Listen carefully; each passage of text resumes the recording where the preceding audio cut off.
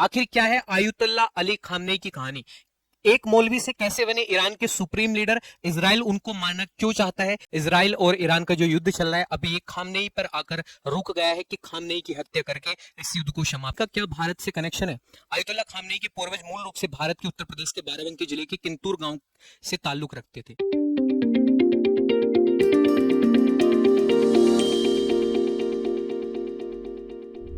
RG ज्ञान सबसे सटीक।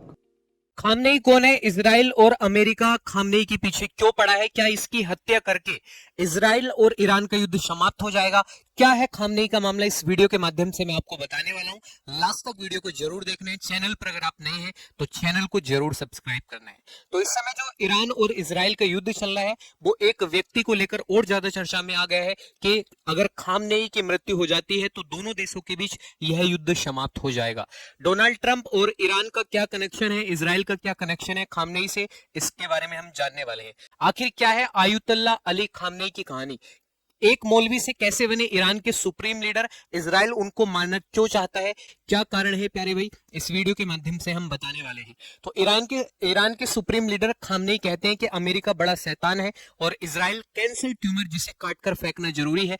उधर इजराइल के प्रधानमंत्री बेंजामिन नेतन्याहू का कहना है कि ईरान के सुप्रीम लीडर की हत्या से जंग खत्म हो जाएगी। अमेरिका राष्ट्रपति ट्रंप ने भी कहा है कि हमें पता है कि वह कहां छिपे हैं। मतलब उनके पीछे इस समय पूरा इजराइल और अमेरिका के राष्ट्रपति डोनाल्ड ट्रंप पीछे पड़े हुए हैं और ये बोल रहे हैं कि अगर इनकी मृत्यु हो जाती है तो ये जंग ही समाप्त हो जाएगी। अच्छा, आखिरकार खामनेई कैसे इतने बड़े सुप्रीम लीडर बने उसके बारे में हम विस्तार से चर्चा करेंगे। इजराइल और ईरान का जो युद्ध चल रहा है अभी ये खामनेई पर आकर रुक गया है कि खामनेई की हत्या करके इस युद्ध को समाप्त कर दिया जाएगा। अमेरिका के राष्ट्रपति डोनाल्ड ट्रंप ने भी ये पूरी जानकारी बताई है कि खामनेई ही असली वजह है ईरान और इजराइल के युद्ध के पीछे। ठीक है, ईरान के सर्वोच्च नेता आयतुल्ला खामनेई बहुत ताकतवर धार्मिक और राजनीतिक हस्ती हैं। इस्लामी दुनिया में उनकी तूती बोलती है। उनकी उम्र 86 वर्ष है लेकिन उनका रुतबा अब तक कायम है। मतलब उम्र भले से ही उनकी 86 वर्ष हो लेकिन रुतबा अभी तक कायम है खामनेई का। और वो धार्मिक नेता है, बहुत बड़े सर्वोच्च धार्मिक नेता है। 19 अप्रैल 1939 को ईरान के सबसे बड़े धार्मिक शहर मसद में एक मौलवी के घर शहीद अली खामनेई का जन्म हुआ था। वे 8 भाई बहनों में दूसरे नंबर पर थे। 4 साल की उम्र में खामनेई को मकतब भेजा गया जहां उन्होंने कुरान, अरबी और इस्लामी तालीम हासिल की। ठीक है, इनके द्वारा जो है 4 साल की उम्र में जो है इन्होंने इस्लाम की पढ़ाई स्टार्ट कर दी थी। और 1950 के दशक में इनका दाखिला मशहद के एक नए इस्लामी स्कूल में कराया गया और क्लास में सबसे आगे की सीट पर बैठाया जाता था इनको। और ये मैथ्स इंग्लिश में अच्छे थे और ब्लैक बोर्ड पर लिखे हुए हर सवाल का जवाब सुझा देते थे। मतलब काफी इंटेलिजेंट व्यक्ति थे।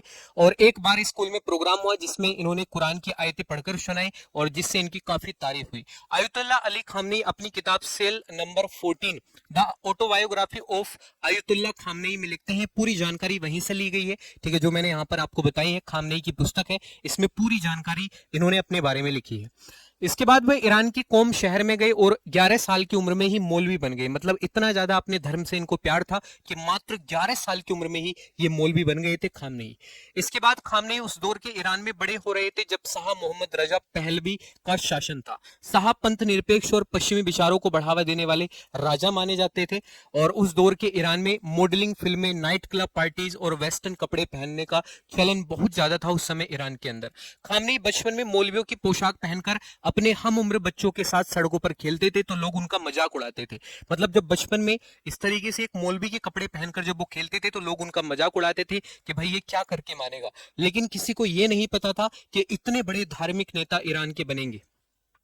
मुहर्रम में फिल्में दिखाने के लिए विरोध से शुरू हुई इनकी राजनीति। सेल नंबर 14 में खामनेई लिखते हैं कि 1950 के दशक में ईरान में पश्चिमी कल्चर अपने चरम पर था। उन दिनों मॉडर्नाइजेशन की हवा चल रही थी। हालांकि मुहर्रम के महीने में और खास तौर से पहले 10 दिनों के लिए सभी सिनेमाघर और फिल्मों पर रोक लगा दी जाती थी। लेकिन 1955 में सब बदल गया। शहर के गवर्नर ने मुहर्रम के 1 से 12 दिनों के लिए जो है बंद कर दी, पाबंदी हटाने के आदेश जारी किए। इस फैसले का हम लोगों ने विरोध किया। यही फैसला हमारे लिए सबसे बड़ा मतलब चैलेंज साबित हुआ था। मतलब इनका कहना है कि जो मुहर्रम होता था, मतलब रमजान के महीने आते थे, उस दौरान जो है फिल्में जो दिखाई जाती थी, मतलब पहले जो है पहले का कल्चर बहुत अलग था, लेकिन इन्होंने इसको बदलने की कोशिश की। खामनेई के द्वारा ये सब चीजें की गई।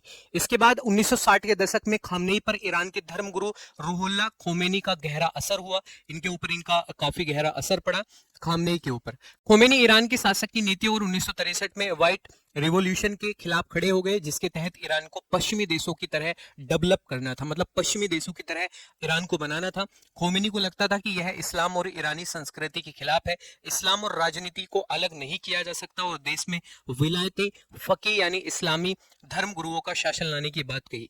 खामनेई इससे बहुत प्रभावित हुए, ठीक है, मतलब इस चीज से जो है बहुत प्रभावित हुए खामनेई। इसके बाद इस्लामी सत्ता आई तो खामनेई सरकार में शामिल हो गए। जैसे ही इस्लामी सत्ता आती है तो खामनेई सरकार में शामिल हो गए। फरवरी 1979 में ईरान में इस्लामिक क्रांति के बाद खोमेनी पेरिस से वापस ईरान आए और नई सरकार बनाई और अपने करीबी लोगों को बड़े पदों पर नियुक्त किया। खामनेई को क्रांतिकारी परिषद यानी रिवोल्यूशनरी काउंसिल में शामिल कर लिया गया। यह परिषद नई सरकार का आधार थी और प्रशासन को बेहतर करने का काम करती थी। मतलब धीरे धीरे जो है खामनेई सरकार में भी शामिल हो गए और इस तरीके से उनका वर्चस्व बढ़ता जा रहा था, लगातार उनका वर्चस्व बढ़ता जा रहा था। इसके बाद उस समय संसद और बाद में ईरान के राष्ट्रपति बने हसन रूहानी ने संसद में खामनेई को उप रक्षा मंत्री का प्रस्ताव देते हुए कहा कि हमें ऐसे इंसान की जरूरत है जो इस्लामिक क्रांति के लिए आगे बढ़ता रहे और सैन्य मामलों में खोमेनी के नजरिए को बुलंद करे। सैयद अली खोमेनी इस जिम्मेदारी के लिए सबसे बेहतर थे, ठीक है, मतलब इनको धीरे धीरे इनका वर्चस्व बढ़ता जा रहा था और कहीं ना कहीं इनकी जो इस्लामिक नीति थी उसके आधार पर इनको ये सब चीजें आगे बढ़ा रही थी। बम धमाके में राष्ट्रपति राजाई की मौत हुई और खामेनेई तीसरे राष्ट्रपति बने। मतलब सबसे बड़ा बदलाव जब हुआ जब ये राष्ट्रपति बने। 30 अगस्त 1981 में तेहरान में प्रधानमंत्री कार्यालय में राष्ट्रीय सुरक्षा परिषद की एक बैठक चल रही थी। इसमें राष्ट्रपति मोहम्मद अली राजाई और प्रधानमंत्री मोहम्मद जवाद वहरून भी शामिल थे। तभी MEK का सीक्रेट एजेंट मसूद कश्मीरी कमरे में दाखिल हुआ, कमरे में धमाका हुआ और राजाई और बहूरन की फौरन मौत हो गई, जिसके बाद सरकार में मुश्किलें बढ़ गई थी, ठीक है। इस तरीके से इनकी मौत हो गई थी जो राष्ट्रपति और प्रधानमंत्री थे। फिर 2 अक्टूबर 1981 को देश भर में राष्ट्रपति के चुनाव हुए और 13 अक्टूबर को नतीजे आए। खामेनेई 95% वोटों से राष्ट्रपति पद का चुनाव जीते और ईरान के तीसरे राष्ट्रपति बने और शपथ लेते हुए खामेनेई ने कहा, मैं इस्लामिक क्रांति की हिफाजत और जनता की सेवा के लिए अपनी जान भी दे दूंगा। मतलब इन्होंने ये बोल दिया था कि मैं इस्लामिक कंट्री को और धीरे धीरे जो है बढ़ाना चाहता हूं और बढ़िया अपना प्रशासन रखूंगा, सख्त प्रशासन रखूंगा। और ये इसके बाद एक बड़े लीडर के तौर पर उभरे, क्योंकि जब ये राष्ट्रपति बने तो सभी की निगाह इनके ऊपर थी, ठीक है। इस तरीके से शपथ ग्रहण करते हुए उस समय जब राष्ट्रपति के पद की इन्होंने शपथ ग्रहण करी थी। खामेनेई को रहबर बनाने के लिए बदला संविधान। 1985 में रहबर आयतुल्लाह खोमेनी ने हुसैन अली मुतजरी को अपना उत्तराधिकारी घोषित किया, लेकिन किसी बात से नाराज होकर फैसला वापस ले लिया गया। इसी बीच 3 जून 1989 को खोमेनी का निधन हो गया। अगली सुबह असेंबली ऑफ एक्सपर्ट्स की मीटिंग शुरू हुई। तिजोरी में रखा सीलबंद वसीयतनामा लाया गया और राष्ट्रपति खामेनी ने करीब 2 घंटे में 35 पन्नों की वसीयत पढ़ी थी। इसके बाद प्रस्ताव रखा गया कि सूरे ए रहबरी यानी एक नेतृत्व परिषद बनाए या रहबरी ए फर्दी यानी एक व्यक्ति को पूरी कमान सौंपी जाए। नेतृत्व परिषद के लिए 3 ग्रुप बने, जिनमें से 2 के अध्यक्ष खामनेई और 1 अध्यक्ष रफसंजानी थे। मतलब 2 के अध्यक्ष जो है खामनेई को बनाया गया और 1 अध्यक्ष जो है रफसंजानी थे। इस तरीके से जो है ये उस समय ये घटना घटित हुई। वोटिंग हुई तो 45 वोट एक व्यक्ति के पक्ष में। मतलब धीरे धीरे जो है इनका एक तरीके से आप बोल सकते हो कि इनका वर्चस्व बढ़ता जा रहा था। अब खामेनेई की जान के पीछे क्यों पड़े हैं इजराइल और अमेरिका, इसके बारे में हम जान लेते हैं कि आखिरकार ऐसा क्या हुआ। बीते कुछ दिनों से ईरान और इजराइल खूनी संघर्ष में जुटे हुए हैं। इजराइल के 2 बड़े मकसद ईरानी न्यूक्लियर प्रोग्राम और IRGC को खत्म करना। इसको लेकर इजराइल ने ईरान को न्यूक्लियर प्लांट्स पर हवाई हमला किया और सैन्य ठिकानों पर स्ट्राइक कर IRGC की टॉप कमांडर्स को मारा। इसके बावजूद खामनेई ने कई बार नए सैन्य अफसर तैनात किए। अब इसके बाद प्यारे भाई ईरान में हर जरूरी मुद्दे या दुनिया के लिए ईरान की नीतियों और तरीकों पर आखिरी फैसला सुप्रीम लीडर यानी खामेनेई ही लेते हैं। मतलब वहां पर ये महत्वपूर्ण व्यक्ति है। अगर कोई इनको फैसला लेना है, मतलब कोई ऐसा फैसला जिससे पूरे राष्ट्र को मानना होगा, तो यही लेते हैं खामेनेई। इजराइल का मानना है कि न्यूक्लियर प्रोग्राम और IRGC को खात्मे के लिए खामेनेई की हत्या जरूरी है। इसके साथ वहां सत्ता परिवर्तन भी होगा। अगर खामेनेई की हत्या हो जाती है तो फिर सत्ता परिवर्तन हो जाता है।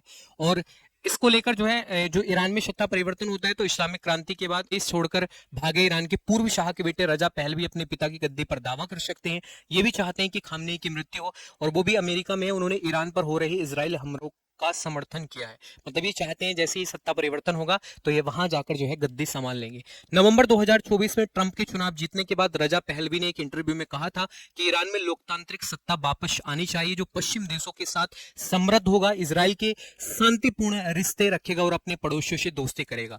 मतलब इस तरीके के इनके बयान देना जो है ये सीधा सीधा खामेनेई के ऊपर जो है टारगेट करना है। खामेनेई ने अमेरिका, इजराइल और पश्चिमी देशों के खिलाफ मजहबी राष्ट्रवाद को हथियार बनाया। उन्होंने इराक, सीरिया, लेबनान और यमन में मिलिटेंट नेटवर्क खड़ा किया जिसे एक्सिस ऑफ स्टेट्स कहा गया, और वहीं ईरान ने इजराइल के अस्तित्व को नकारा। मतलब सीधा सीधा आप बोल सकते हो कि खामेनेई का एक महत्वपूर्ण योगदान है कि वहां की सत्ता में तो पूरा जो अमेरिका है और प्यारे भाई जो इजराइल है वो इनके पीछे पड़ा हुआ है कि यही प्रमुख व्यक्ति है। अगर यही व्यक्ति जो है समाप्त कर दिया जाएगा तो कहीं ना कहीं प्यारे भाई युद्ध समाप्त हो जाएगा, सत्ता परिवर्तन होगा, सत्ता में उनके खुद के लोग होंगे। जैसे मैंने आपको बताया जो अमेरिका में इस समय है तो वो दावा कर रहे हैं कि मैं वहां का जो है प्रमुख नेता बनूंगा अगर खामेनेई को समाप्त कर दिया जाता है। ठीक है, और इनके बीच हम बात कर लेते हैं कि जो आयतुल्ला खामेनेई और खुमैनी के बीच क्या था संबंध। आयतुल्ला खामेनेई और खुमैनी के बीच खून का कोई संबंध नहीं था, ये दोनों एक दूसरे से गुरु शिष्य के संबंध में बंधे थे। खुमैनी जहां इस्लामिक क्रांति के नेता थे और खामेनेई उनके सबसे विश्वसनीय सिपाही थे। खुमैनी आध्यात्मिक गुरु थे, खामेनेई उनके राजनीतिक उत्तराधिकारी। खुमैनी जहां धर्मशास्त्री और विचारक थे, खामेनेई धर्मशास्त्री और रणनीतिकार थे। आयतुल्ला खामेनेई का क्या भारत से कनेक्शन है? आयतुल्ला खामेनेई के पूर्वज मूल रूप से भारत के उत्तर प्रदेश के बाराबंकी जिले के किंतूर गांव से ताल्लुक रखते थे। ठीक है, मतलब कहीं ना कहीं प्यारे भाई इनका संबंध भारत से भी है। खामेनेई इनके जो पूर्वज है वो उत्तर प्रदेश से संबंधित है। कैसे शुरू हुई यह यात्रा? 19वीं सदी की शुरुआत में सैयद अहमद ने भारत से इराक के पवित्र शहर नजफ की यात्रा की जो शिया मुसलमानों का एक प्रमुख धार्मिक केंद्र है। वहां से उनका परिवार ईरान के खमनेई शहर पहुंचा जहां बाद के वर्षों में उनके वंशजों ने धार्मिक और राजनीतिक रूप से खुद को स्थापित किया था। तो इस तरीके से जो है ये भारत से भी संबंध रखते हैं, और कहीं ना कहीं जो इस समय राजनीति ईरान की टिकी हुई है वो खामेनेई के ऊपर टिकी हुई है। इस कारण जो है जो इजराइल है वो खामेनेई को मारना चाहता है, युद्ध को समाप्त करना चाहता है। और डोनाल्ड ट्रंप किसके सपोर्ट में? इजराइल के सपोर्ट में है, अमेरिका इजराइल के सपोर्ट में, और खामेनेई की हत्या करके फिर ये यहाँ पर सत्ता परिवर्तन करना चाहते हैं। आपकी क्या राय है इसको लेकर कमेंट करके जरूर बताएंगे, और अगर आप चैनल पर नए हैं चैनल को जरूर सब्सक्राइब करेंगे। इस तरीके की वीडियो आपको लगातार यहाँ पर मिलती रहेगी। अब मिलते हैं नेक्स्ट वीडियो में, तब तक के लिए जय हिंद, जय भारत। ओके भाई, ध्यान रखिए।